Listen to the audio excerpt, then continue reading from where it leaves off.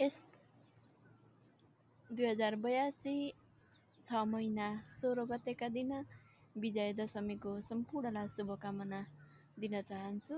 र आज यस रामपुर वडा नम्बर 3 को मौसम चाहिँ हल्का पानी पर्ला जस्तो मौसम छ भने मौसम चाहिँ सफा छ र हाम्रो चाहिँ ठिकाना भएको हुनाले मैले खेतमा धान राम्रोसँग पसाउन लगाएको र त्यो पसाउन लागेको धानलाई रोप्न त आएका थियो र अहिले पसाउन लागेको धानमा पनि यसो अवलोकन गर्दा एकदमै राम्रो आउँदो रहेछ र यो मैले फाँट हेर्दा चाहिँ एकदमै राम्रो छ र यहाँ चाहिँ अधिकांश खेतहरूमा यति बेला धान लहराइरहेका छन्। तपाईँहरू पनि यस रामपुर 3 किर्तिपुर भन्ने ठाउँमा अवलोकन गर्न चाहनुहुन्छ भने यस रामपुरबाट मलाई लाग्छ 6-7 किलोमिटर टाढा नै लाग्छ हो यो ठाउँ चाहिँ।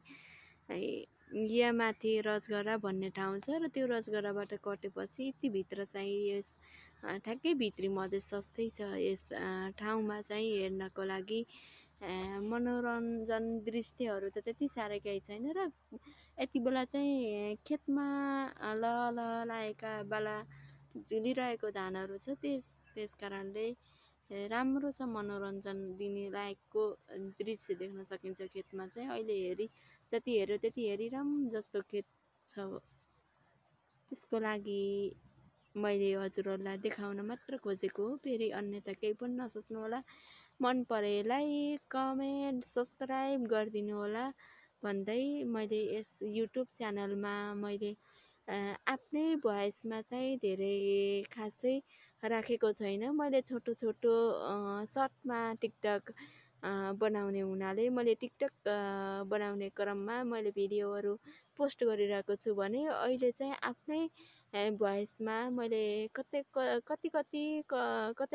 पएमा पनि मैले त्यस्तो बनाउँछु भने जति बेला चाहिँ मैले आफ्नै भोइसमा चाहिँ बनाउँदिनँ। त्यस कारणले यो मेरो आवाज, यो मेरो भिडियो मन परेमा हजुरहरूले लाइक सब्सक्राइब गरिदिनु होला र एकअर्कालाई सपोर्ट गरी च्यानललाई अगाडि बढाउनको लागि म अनुरोध गर्न चाहन्छु। हस्, धन्यवाद।